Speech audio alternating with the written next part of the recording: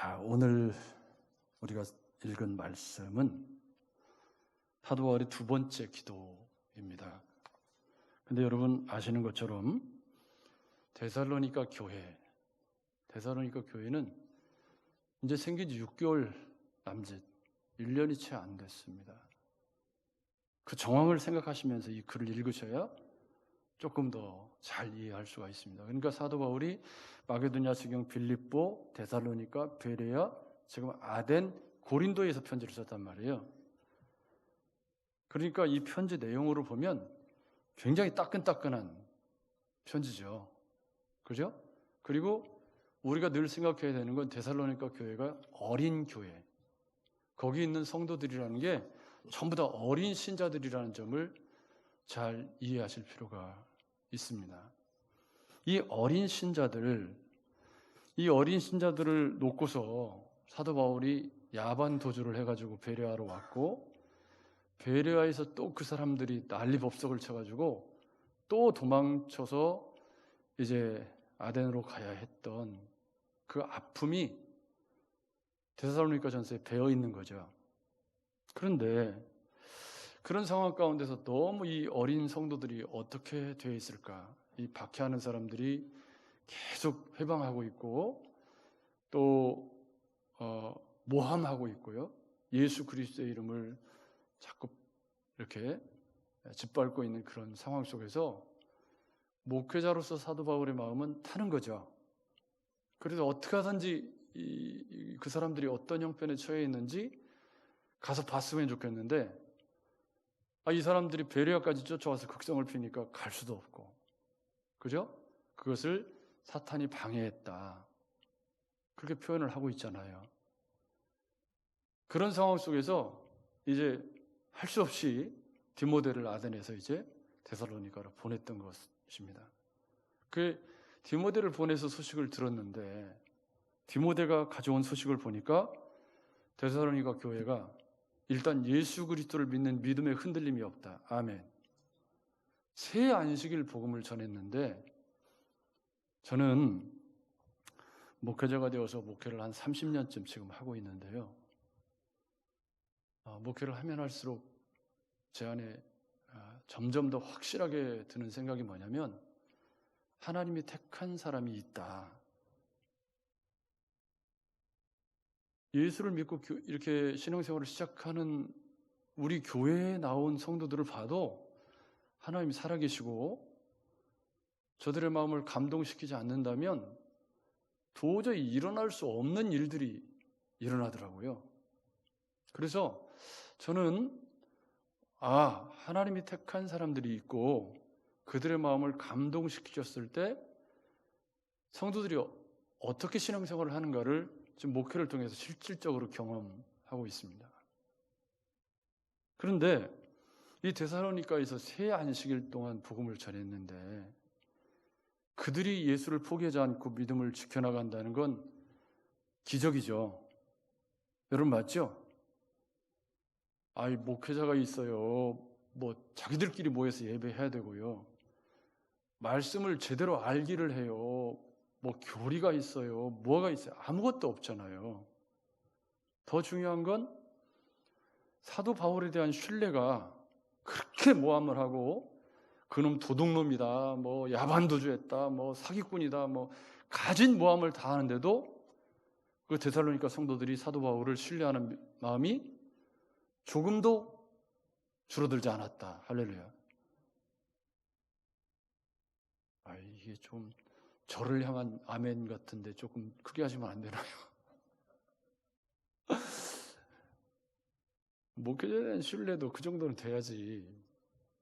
그만큼 지금 우리 교회에서 제가 21년째 목회를 하고 있는데 이제 알 만큼 아시잖아요. 제가 어떤 사람인지. 그래도 모르시겠는 분들은 참 불쌍한 분들이에요. 21년 동안 목회를 했으면 제가 어떤 사람인지 알잖아요. 제가 그 정도 됐으면 이제 그런 부분에 대해서는 신뢰를 보여주는 게 맞다. 저는 그렇게 생각하는데요.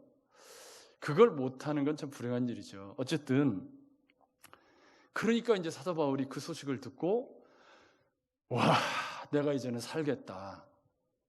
정말 너희 소식을 듣고 나니까 내가 살겠다 하면서 사용하는 표현이 이 3장의 주제 성구가 뭐냐면 8절입니다. 그러므로 너희가 주 안에서 굳게 선즉 우리가 이제는 살리라. 13절 주께서 우리가 너희를 사랑함과 같이 너희도 피차간과 모든 사람에 대한 사랑이 더욱 많아 넘치게 하사 뭘 하시고 너희 마음을 굳건하게 하시고. 이게 신앙생활의 화두입니다. 언제까지 굳건해야 되죠? 언제까지? 주님 다시 오실 때까지. 이게 데살로니가 교회의 화두이기도 하고 오늘 우리의 화두이기도 합니다. 예수를 믿는 것도 중요하지만 예수를 믿고 얼마나 오래, 얼마나 지속적으로 믿음 안에서 잘 살아가느냐. 언제까지죠, 그 기간이? 주님 다시 오실 때까지예요. 그러면 그 주님 다시 오실 때까지 일어나야 되는 일들이 있어요. 그게 10절 말씀에 보면요. 여러분 보십시오. 주야로 심히 간구함은 너희 얼굴을 보고 너희 믿음이 부족한 것을 보충하게 하려 함이라. 아멘. 이게 옛날 번역 성경에는 온전케 하려 함이라 이렇게 되어 있는데요. 이게 무슨 얘기냐면 이 데살로니가 성도들이 새 안식일밖에 못 전했으니까 말씀 안에 온전치가 못해요. 여러분은 온전하십니까? 저는 목사인데요.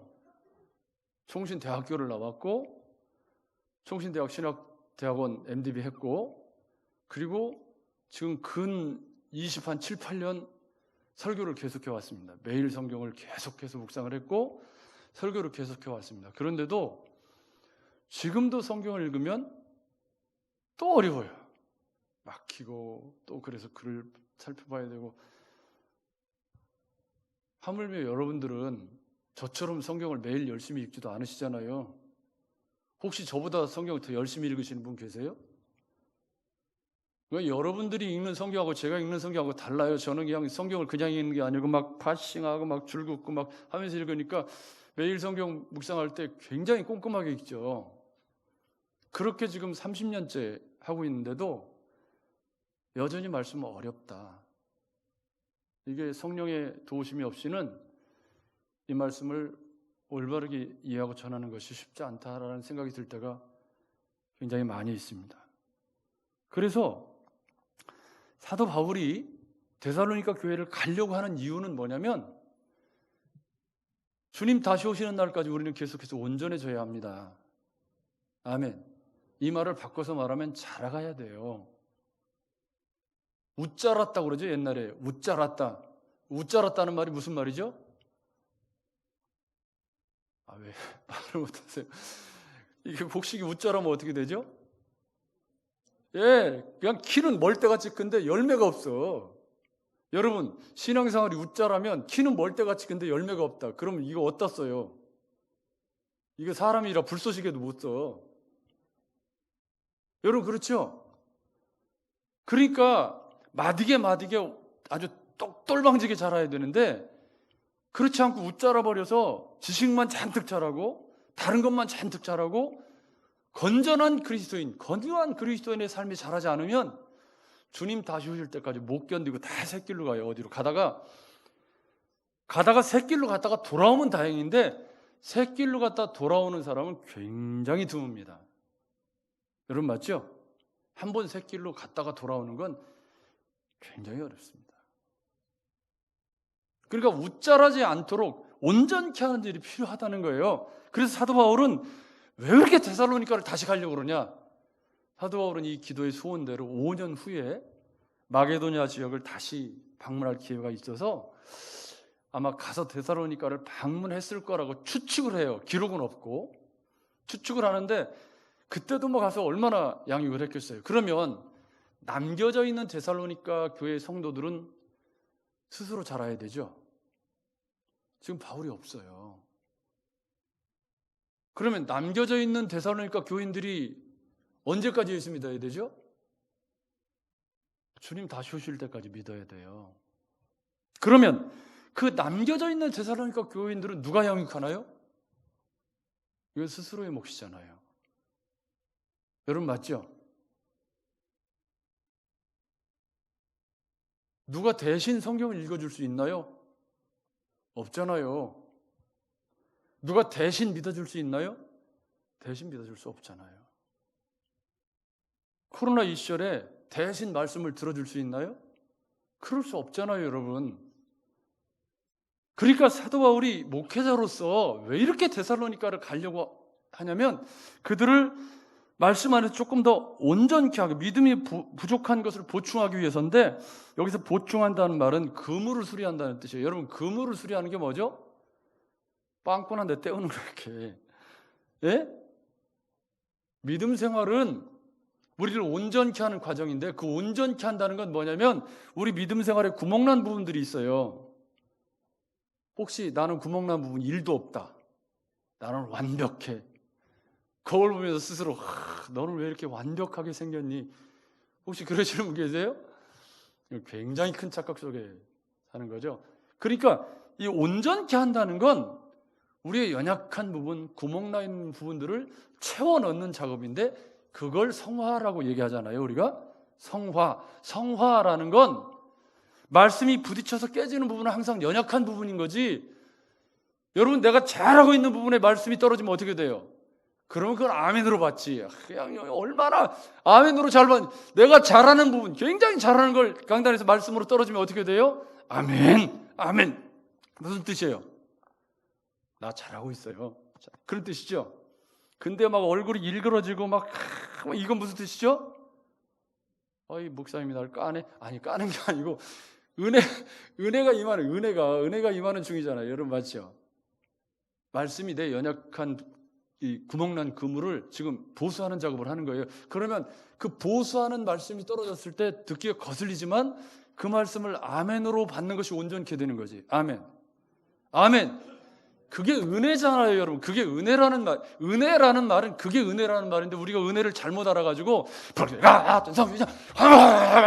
이래가지고 무아지경에 에스타시 이르는 걸 은혜라고 착각했던 때가 있었어요. 여러분, 그건 은혜가 아니고 무아지경에 빠진 거예요. 그게 무슨 은혜예요? 그게 은혜가 아니고, 은혜는 인격적인 거지. 아멘.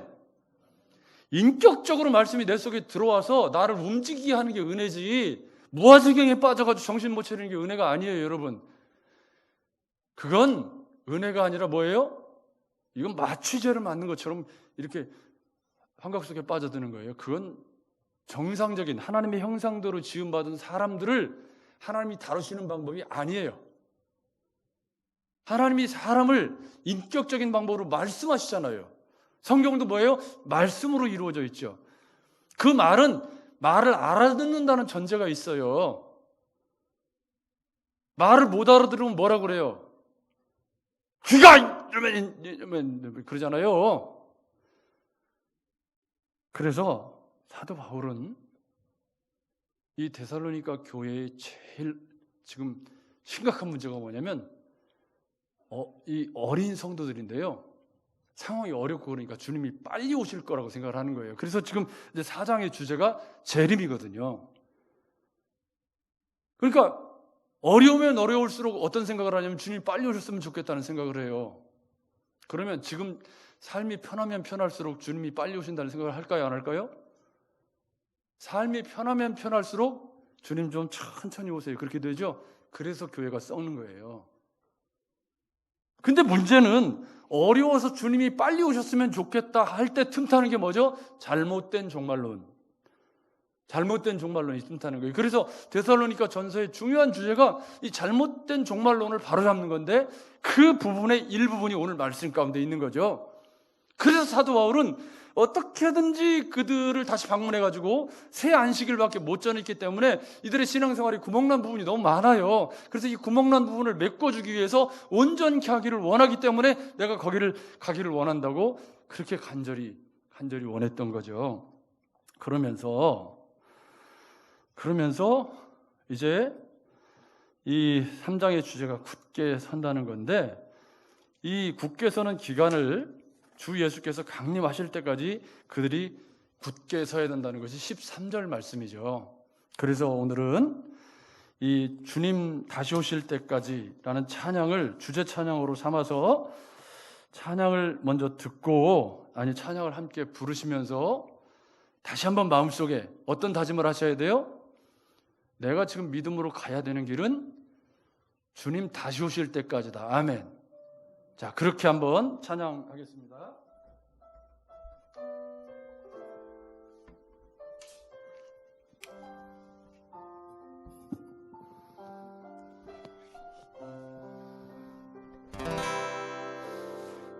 주님 다시 오실 때까지 나는 이 길을 가리라. 좁은 문 좁은 길 나의 십자가 지고 나의 가는 이 길 끝에서 나는 주님을 보리라. 영광의 내 주님 나를 맞아주시리. 주님 다시 오실 때까지 나는 일어나 달려가리라. 주의 영광 온 땅 덮을 때 나는 일어나 노래하리. 내 사모하는 주님 온 세상 구주시라.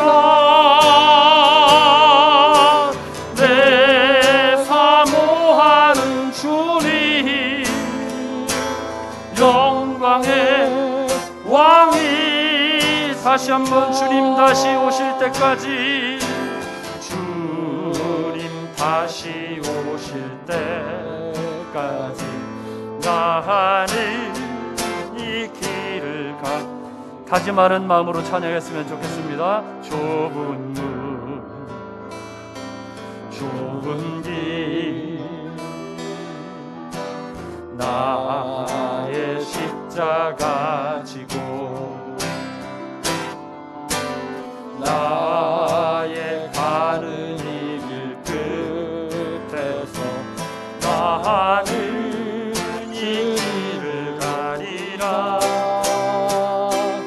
영광의 내 주님 나를 맞아주시네. 주님 다시 오실 때까지 나는 일어나 달려가리라. 주의 영광 온 땅 덮을 때 나는 일어나 노래하리. 내 사모하는 주님 온 세상 구주시라. 내 사모하는 주님 영광의 왕이시라. 주님 다시 오실 때까지 주님 다시 오실 때까지 나는 일어나 달려가리라. 주의 영광 온 땅 덮을 때 나는 일어나 노래하리.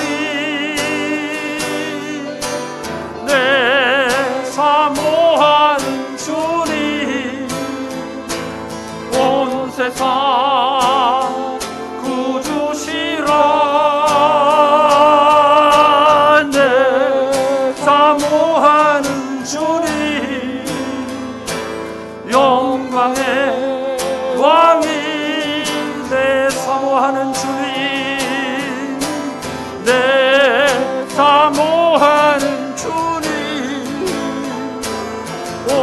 세상 구주시라. 내 사모하는 주님, 영광의 왕이. 다시 한번 작은 소리로 내 사모하는 주님, 내 사모하는 주님, 온 세상 구주시라. 내 사모하는 주님, 영광의 왕이시라.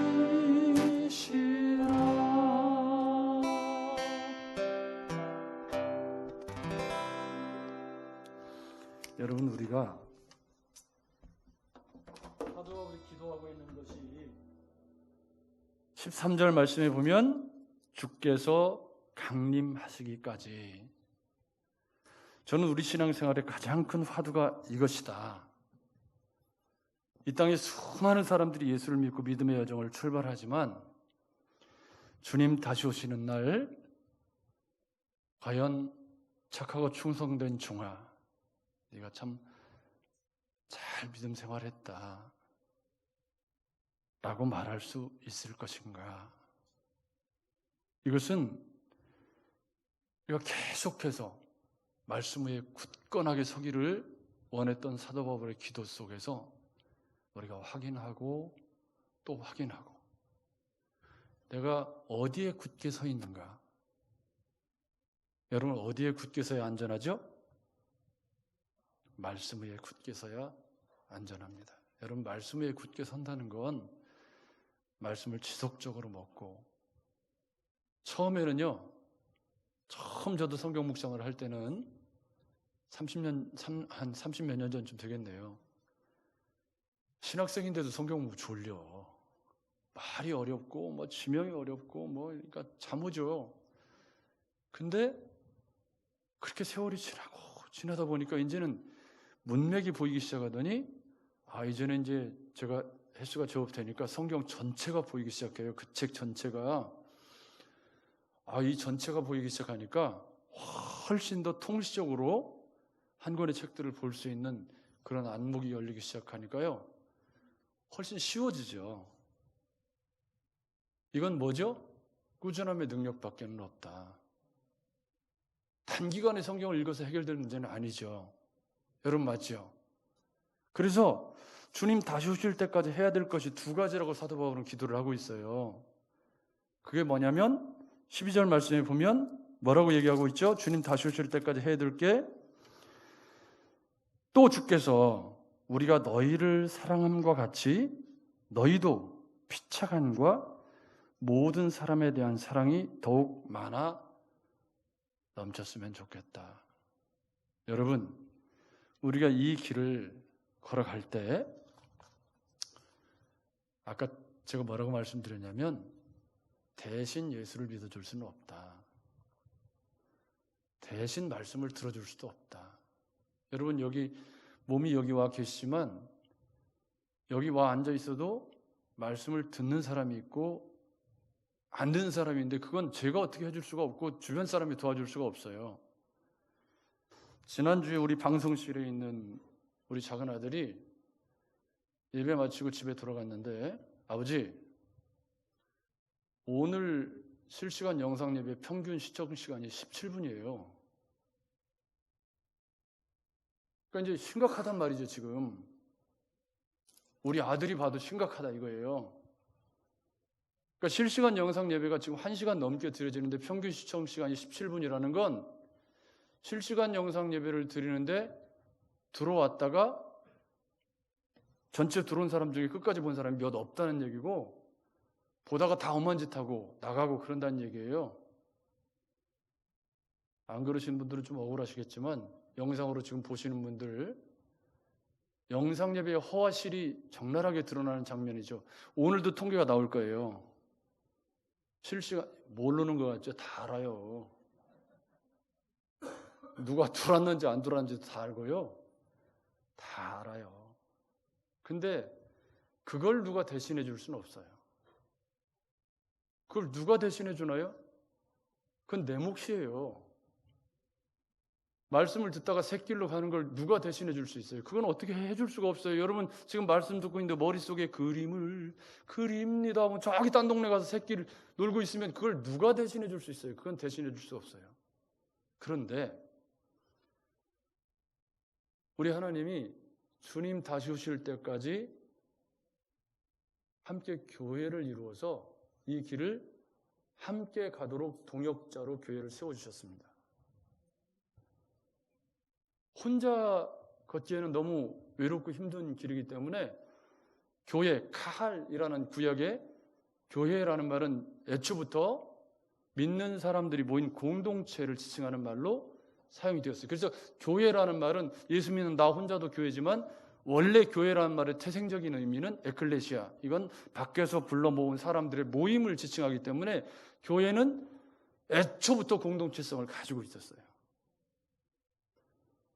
그래서 이 교회를 하나님이 이 땅에 세워두신 것은 이 교회를 통해서 성도가 주님 다시 오실 때까지 서로 어깨를 기대고 서로 사랑하면서 함께 이 길을 걸어가기를 원하셨기 때문이죠.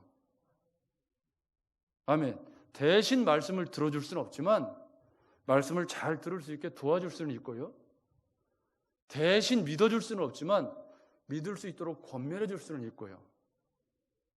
여러분 맞죠? 그러니까 주님이 지금 주님 다시 오실 때까지 사도 바울의 데살로니가 교회를 향한 기도이기도 하고 우리를 향한 기도이기도 한데 그건 뭐냐면 우리가 이 길을 주님 다시 오실 때까지 말씀 안에서 지어져 가야 되는데 그럴 때 우리가 서로 사랑하면서 피차에 짐을 지면서 그렇게 이 길을 걸어가야 된다는 겁니다. 그런데 여기서 우리가 문제가 있습니다. 그건 뭐냐면 세상에 고난의 시절이 다가오면 그러면 자꾸 혼자 떨어지는 사람들이 많아요. 혼자 고립되는 사람들이 많아요. 꼭 뭐 글로리아 반스의 담 이야기를 또 하지 않아도 자꾸 자기 주변에 담을 쳐요, 이렇게. 그래서 스스로 자꾸 공동체로부터 멀어져요.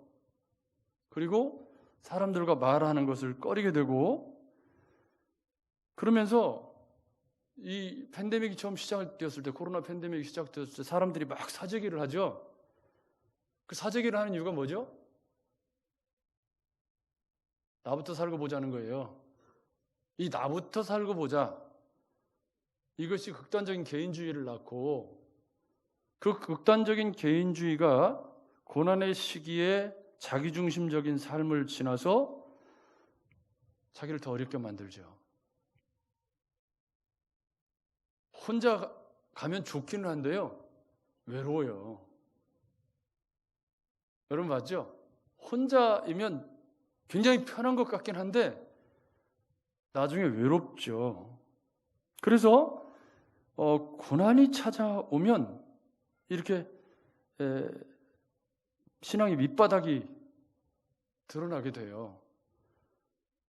여러분 고여있는 물이 많으면 밑바닥이 빨리 안 드러나지만 원래 고여있는 것이 없으면 더 빨리 드러나겠죠.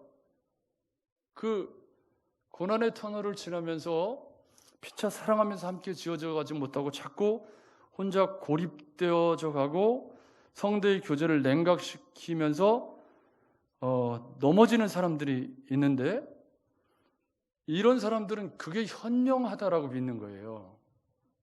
근데 하나님은 교회를 세우실 때 애초부터 우리가 연약한 것도 다 아셨죠. 여러분 맞죠? 우리 다 부족하고 연약한 걸 아셨죠. 그리고 모나고 뭐 다 그런 걸 아셨지만 그런데도 교회를 세우셨고 그 교회 안에서 사도 바울이 데살로니가 교회를 사랑한 것처럼 더 나아가서는 주님이 우리를 사랑하신 것처럼 우리가 서로 피차 사랑하면서 이 어려움의 시기를 이겨나가기를 원하신 줄로 믿습니다. 아멘. 그러려면 우리가 다른 사람과 함께 가는 법을 배워야 되는데 믿음이 흔들리는 사람들의 공통점이 뭐냐면 고립되어 간다는 거예요. 스스로. 그래서 곁을 안 줘요. 사람들이 내게 다가오는 것을 곁을 안 줘. 그 교제를 점점 끊어가는 거죠. 그리고 어떤 사람은요, 고슴도치처럼 막 칼을 막 이렇게 다 삐죽삐죽 하면서 사람들이 내게 다가오지 않는다고 외롭다고 그래요. 그러니까 사람들이 그 곁에 가면 어떻게 되죠? 삐져나온 칼 때문에 다 상처를 받아요. 근데 정작 본인은 자기가 칼을 이렇게 빼고 있는 걸 모르고 사람들이 나를 안 돌아봐 준대요. 내가 칼을 감춰야 사람들이 다가가죠. 근데 곁에만 가면 막 베이는 말, 찌르는 말, 막 비판하는 말만 하고 그렇게 상처를 주면서 사람들이 내게 다가와주지 않는다, 나는 외롭다, 그렇게 말하는 건 뭐죠? 내가 지금 그리스도의 은혜를 올바르게 경험하지 못하고 피차 사랑하는 법을 올바르게 알지 못하고 있다는 증거예요. 그러니까 우리가 원만한 관계를 이루지 못하고 살아가는 것은 그리스도인답지 못한, 굉장히 교만하거나 열등감에 사로잡혀 있거나 그런 거죠. 여러분, 우리가 주님 다시 오실 때까지 이 길을 걸어가려면 서로 사랑하면서 아껴주면서 가도 힘들어요. 여러분 맞죠? 서로 등 기대주고 이렇게 힘들 때 서로 이렇게 위로해주고 그러면서 가도 쉽지가 않아요. 왜요? 우리 인생에 한 번이라도 녹록했던 적이 있나요? 평생을 살면서 우리의 인생에 삶이 녹록했던 적은 한 번도 없잖아요. 여러분, 저는 30년째 설교 준비를 하고 있지만 한 주도 설교 준비가 녹록했던 때가 없어요. 매주마다 토요일 날 주일 되면 아내에게 제가 하는 말이 있어요. 이게 오늘 설교가 뭔가 이게 뭔가 한 방에 탁 터지는 게 없는데 이걸 어떻게 하지? 그러면서 기도하면서 이제 그러고 있다가 보면 참 감사하게도 주일 새벽 예배 갔다 오면 터져요.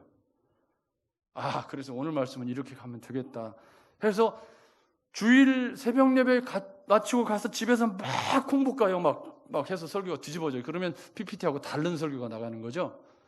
그렇지만 그렇게 은혜로 감당해 나가는 건데요. 문제는 고난의 시절이 찾아오고 우리의 삶이 힘들어지면 더 공동체로 나와서 서로 사랑하면서 함께 짐을 지고 가야 잘 이겨나갈 수 있죠. 그런데 어려움이 찾아오면 스스로 자꾸 떨어져 나가요. 공동체로부터 떨어져 나가고 고립돼서 뭐라고 얘기하냐면 나를 돌아봐주지 않는다고 말해요. 그런데 여러분, 떨어져 나가는 사람을 돌아보는 건 굉장히 어려운 일이에요. 왜냐하면 전화를 해도 냉랭하고 이게 또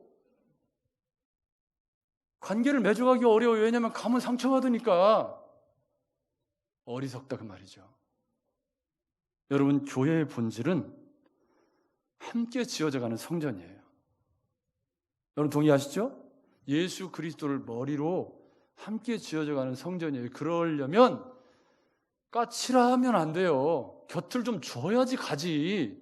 목회자인 저도 곁을 좀 내줘야 제가 전화신방도 하고 찾아가지. 전화 걸기가 무섭고 만나기가 무서우면 어떻게 가까이 갈 수가 있어요? 가까이 곁을 내줘야 갈 거 아니에요. 여러분 그죠? 여러분 신뢰하는 마음과 존경의 마음을 가지고 있으면 제가 다가가기가 쉽지. 근데 목회자를 완전히 소 닥 쳐다보듯이 이렇게 하면 제가 다가가기도 어려운 거예요. 그러다 보면 외로워지죠. 교회를 다니는데 외롭고 신앙생활을 하는데 외롭고 그러면 교회가 사랑이 없다 그러는데 교회가 사랑이 없는 게 아니고 내가 곁을 안 내줘서 곁에 찾아오는 사람이 없을 수도 있어요. 여러분, 우리는 이 코로나의 긴 터널뿐만 아니라 주님 다시 오시는 날까지 계속 믿음으로 교회를 이루어가야 돼요. 여러분 맞죠? 그게 우리 어울림교회든 다른 교회든 교회 속에서 생활을 해야 돼요. 그런데 그 교회 속에서 주님 강림하실 때까지 걸어가는 데 있어서 가장 중요한 것이 뭐냐면 사도 바울이 기도하는 가장 중요한 조건이 뭐냐면 피차 서로 사랑하면서 이 길을 걷는 거예요. 이걸 고린도전서 13장을 또 인용해가지고 사랑은 오래 참고 온유하며 다 구구절절히 설명할 필요는 없죠. 여러분 맞죠? 그런데 저는 이렇게 생각해요. 우리가 피차 사랑하려면 곁을 내줘야 된다. 곁을 같이 갈 수 있도록 마음을 열어줘야 되고 함께 이야기를 나눌 수 있어야 되고 이야기를 나눌 때 편안하게 따뜻하게 이야기할 수 있어야 되고 정이 있어야 되고 그죠? 여러분 이게 오고 가는 게 정이에요. 서로 떡해서 나눠 먹는 게 부담이 아니고 그 정인 거지. 그게 정인 거예요. 여러분 그렇잖아요. 우리 정 권사님이 마령에서 그 상추 그게 싸가지고 와서 나눠주는 이유가 뭐죠? 정이지. 그게 뭐예요? 정이지 이게. 여러분 그렇잖아요. 다 그렇게 사는 거지. 더더군다나 하나님의 교회는 그리스도의 피값으로 사신 하나님의 사람들이 모여서 함께 공동체를 이뤄서 가는 건데 이게 어려울 때 도움이 안 돼.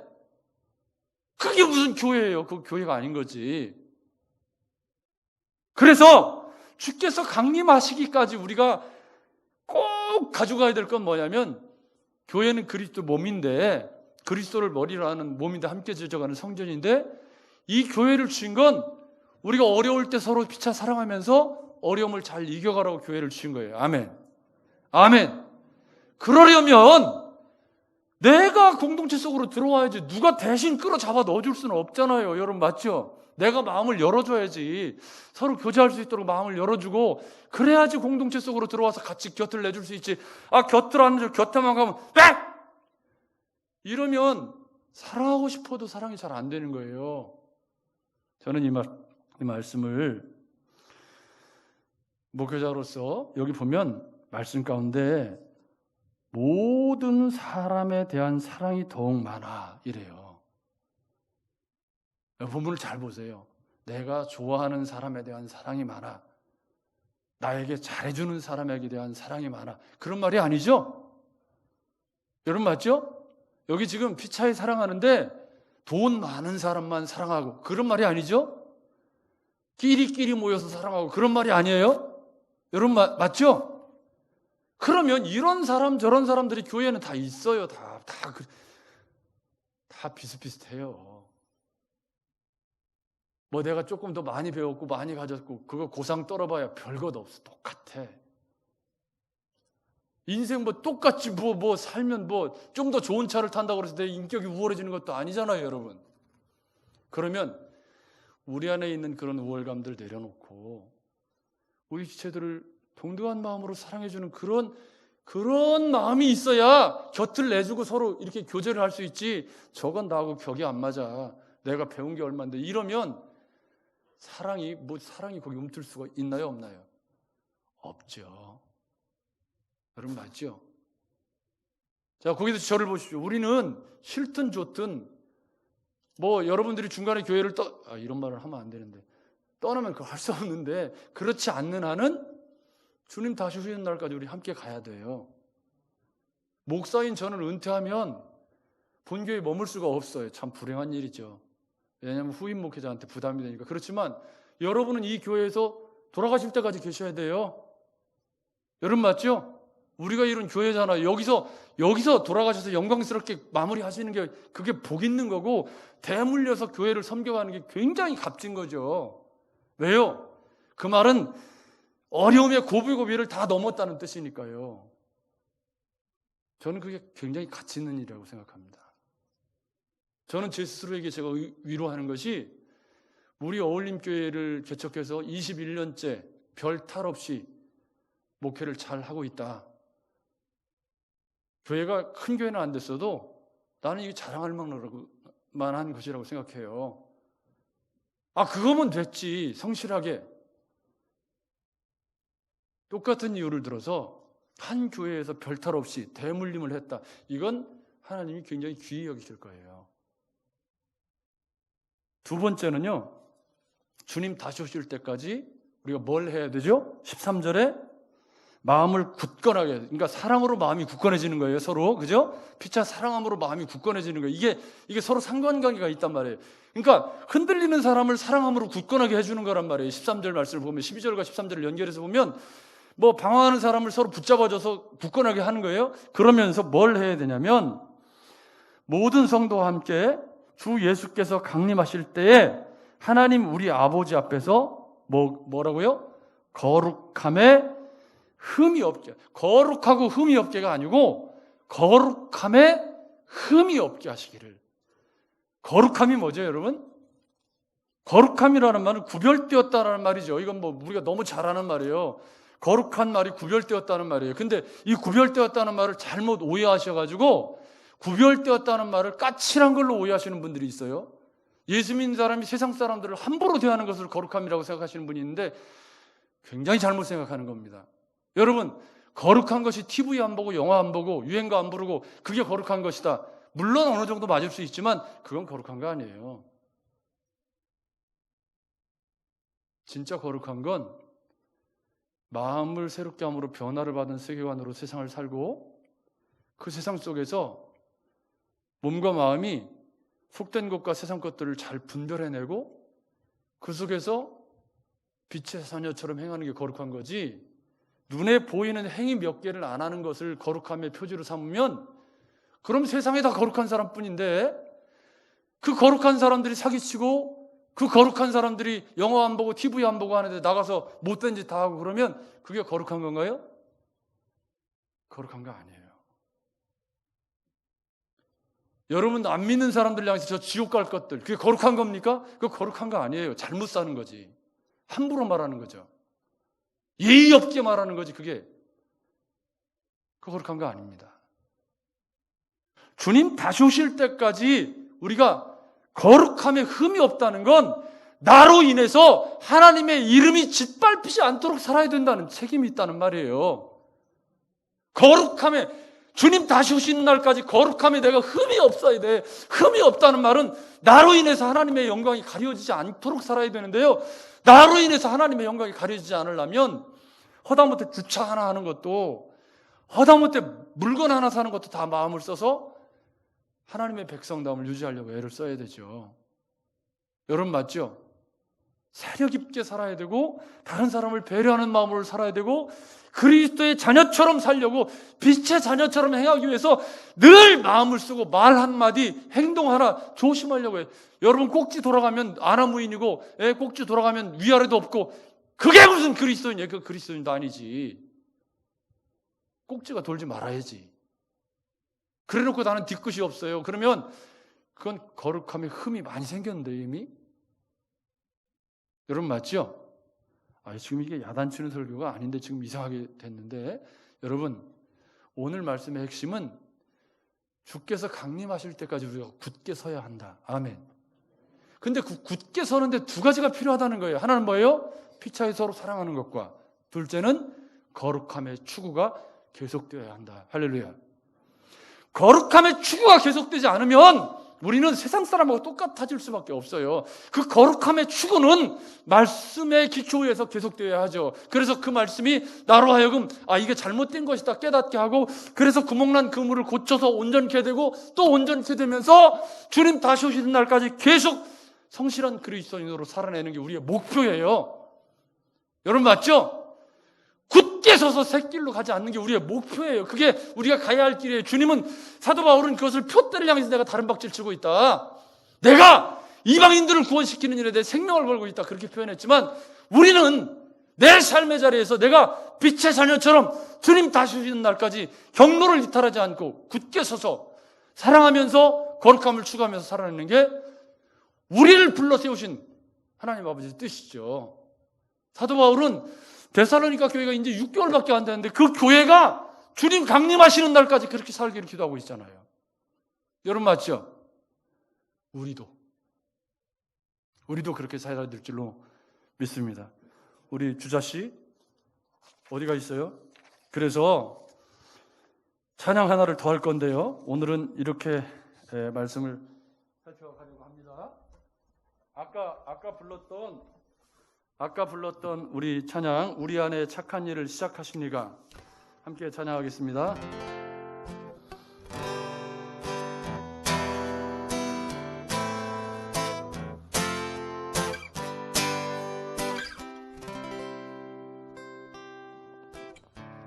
우리 안에 착한 일을, 이 구원입니다.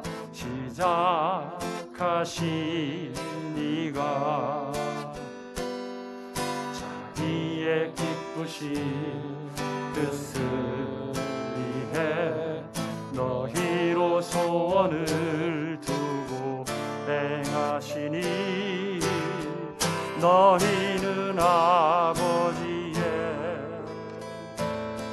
사랑 안에 거하며 너의 모든 산 것을 여호와께 맡기면 이루리라.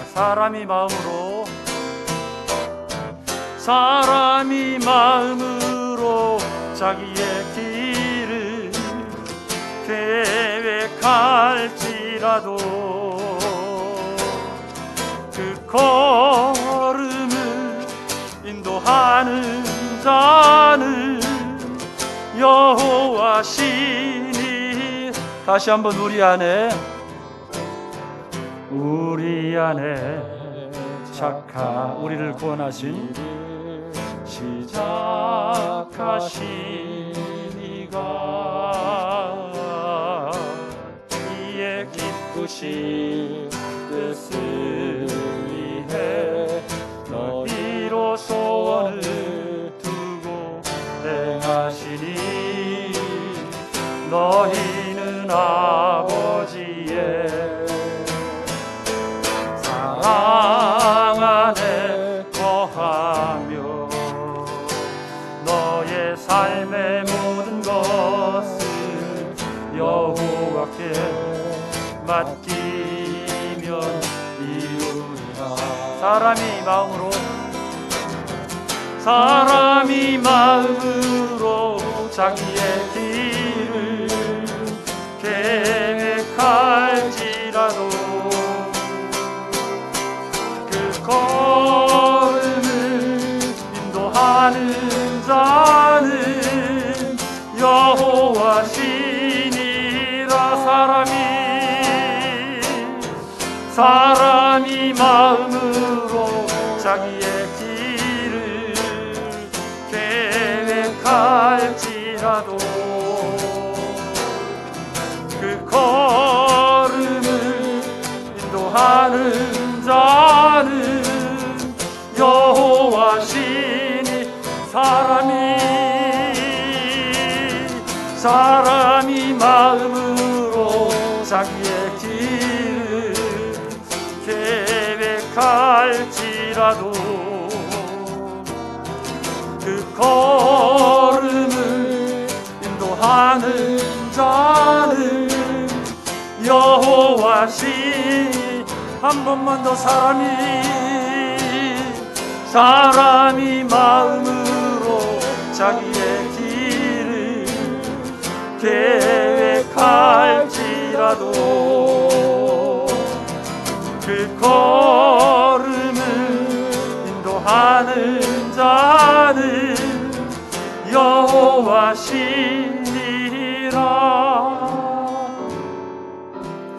주님 다시 오실 때까지 나는 이 길을 가리라.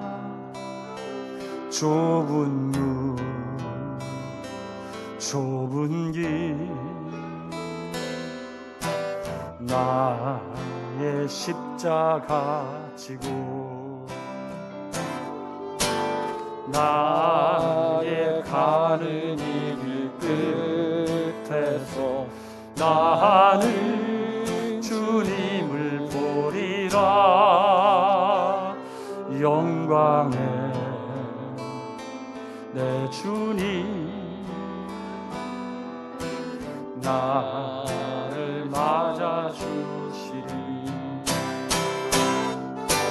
주님 다시 오실 때까지 나는 일어나 달려가리라. 주의 영광 온 땅 덮을 때 나는 일어나